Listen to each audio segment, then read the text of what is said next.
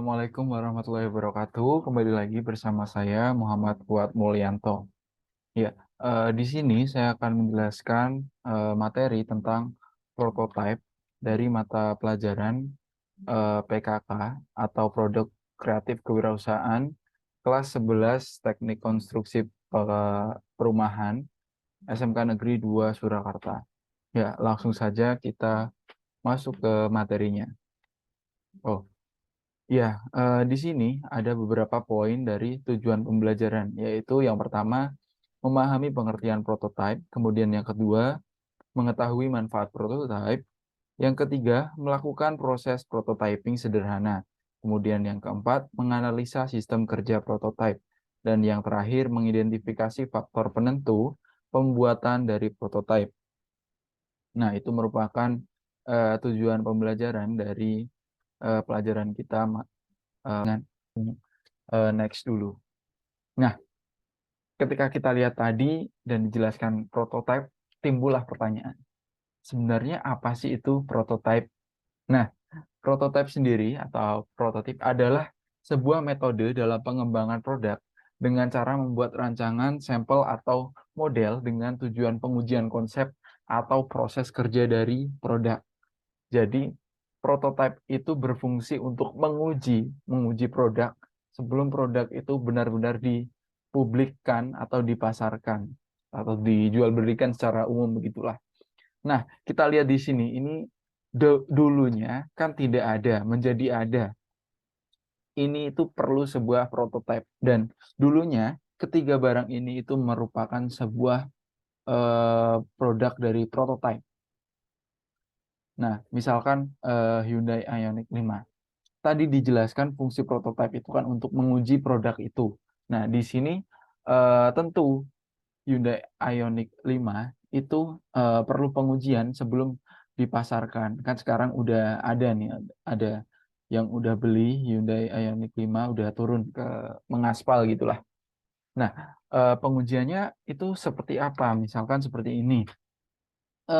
Ketika Hyundai Ioniq 5 dalam wujud prototipe itu pasti diuji. Timbul pertanyaan seperti ini.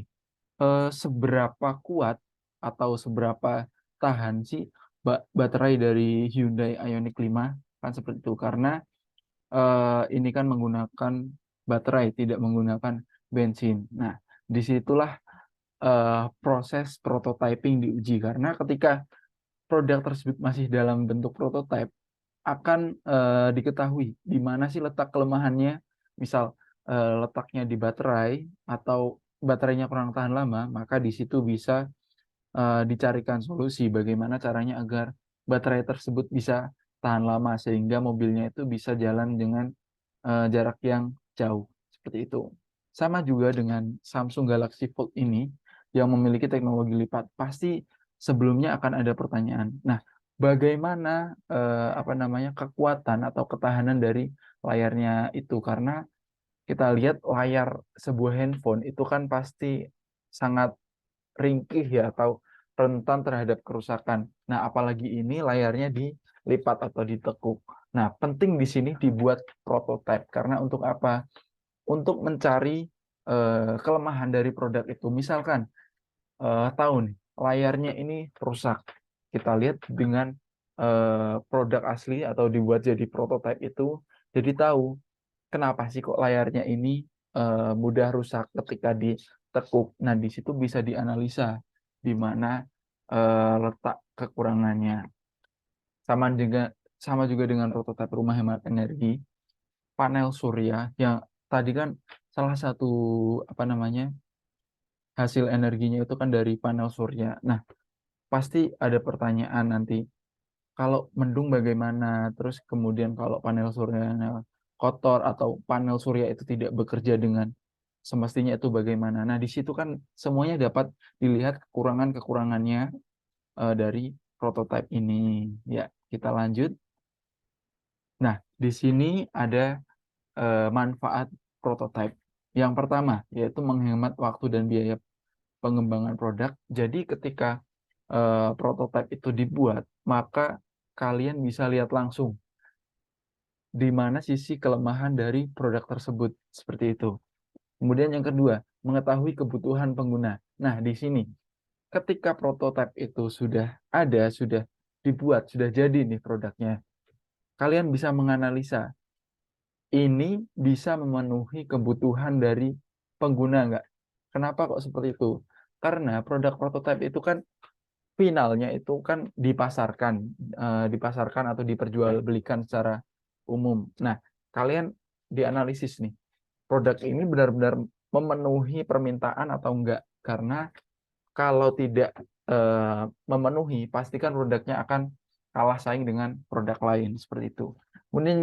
Kemudian yang ketiga, acuan dalam mengembangkan produk. Nah, ini sangat penting dari fungsi prototipe itu sendiri, yaitu dalam ketika prototipe itu sudah jadi, sudah terbentuk nih, kalian bisa tahu di mana kekurangan dari prototipe itu.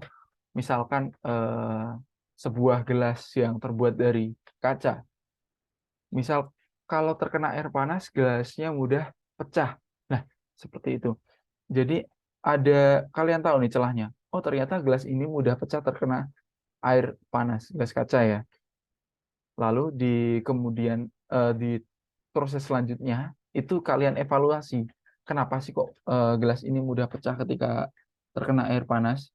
Apa dari sisi materialnya atau dari apanya? Di situ kalian bisa menganalisa.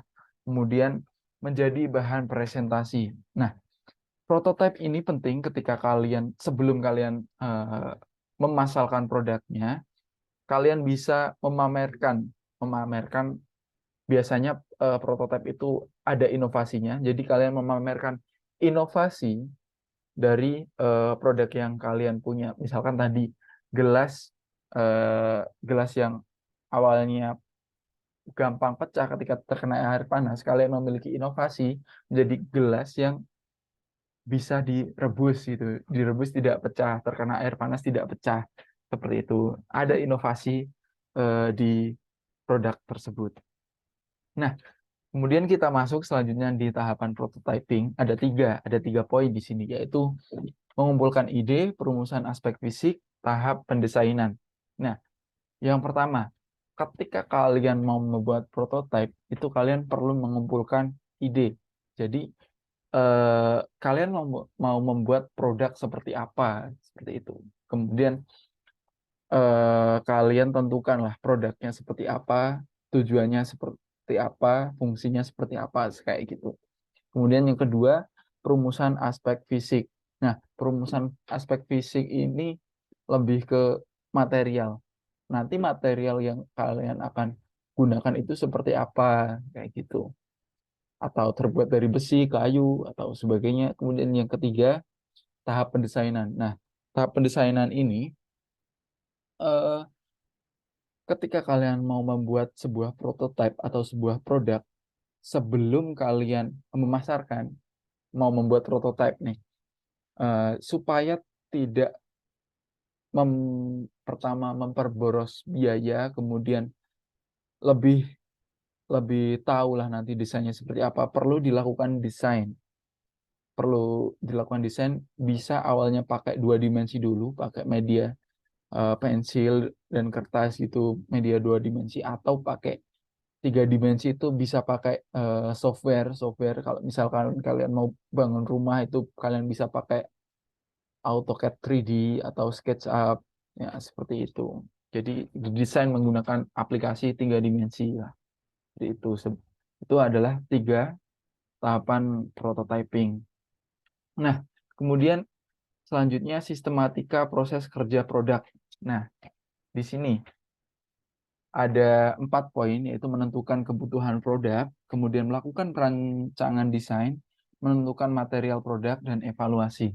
Ya, ketika kalian ingin membuat produk, kalian analisa dulu seberapa dibutuhkan sih produk itu di masyarakat. Nah, ketika kalian sudah tahu produk ini dibutuhkan di masyarakat pada pangsa pasar ini, jadi kalian menargetkan sebuah kalangan, itu bisa disebut juga dengan pasar kalian. Jadi itu nanti target jualnya kalian di situ. Ketika produk itu dibutuhkan, pasti produk tersebut 100% akan bisa terjual. Seperti itu. Kemudian yang kedua, melakukan perancangan desain. Nah, sama seperti tadi, perancangan desain perlu dilakukan untuk supaya kalian tahu nih, sebelum dibuat prototipe yang berbentuk nyata, kalian tahu produk ini mau didesain seperti apa supaya bisa menyesuaikan fungsinya, fungsinya itu biar 100% berjalan lah. Kemudian yang ketiga, menentukan material produk. Nah, material produk ini sangat penting karena eh, semakin bagus materialnya, ya itu akan menentukan apa namanya daya beli masyarakat karena material yang bagus itu nantinya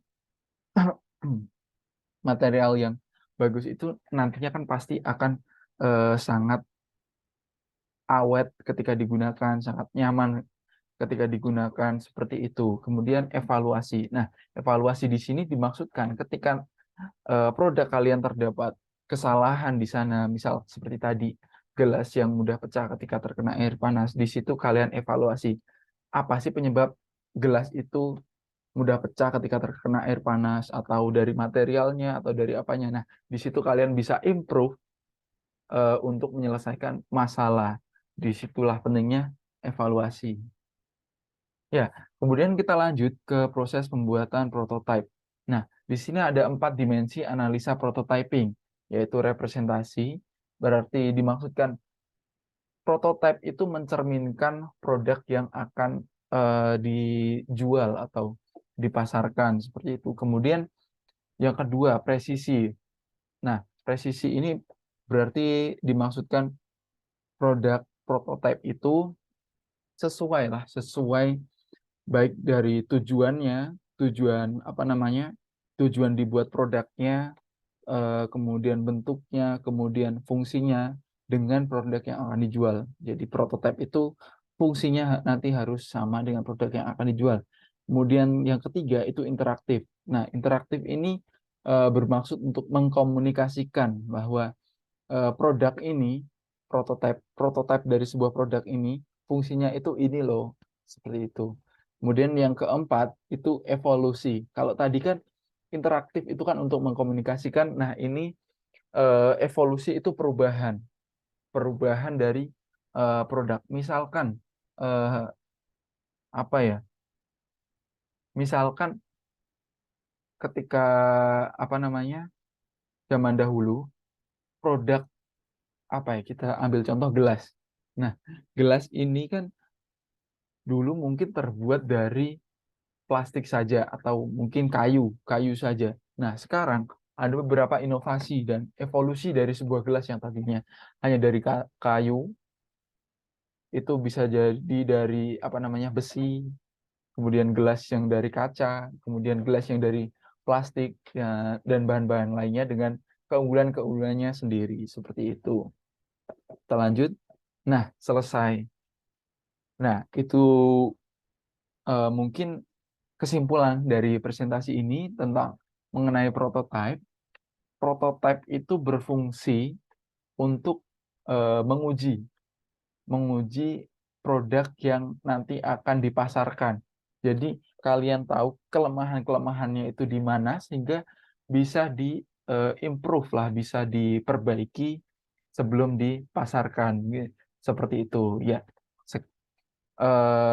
Apabila ada pertanyaan dari teman-teman semua, mungkin bisa di kolom komentar di bawah. Seperti itu ya. Mungkin sekian penjelasan materi mengenai prototipe dari saya. Apabila ada kesalahan, saya mohon maaf sebesar-besarnya. Terima kasih. Wassalamualaikum warahmatullahi wabarakatuh.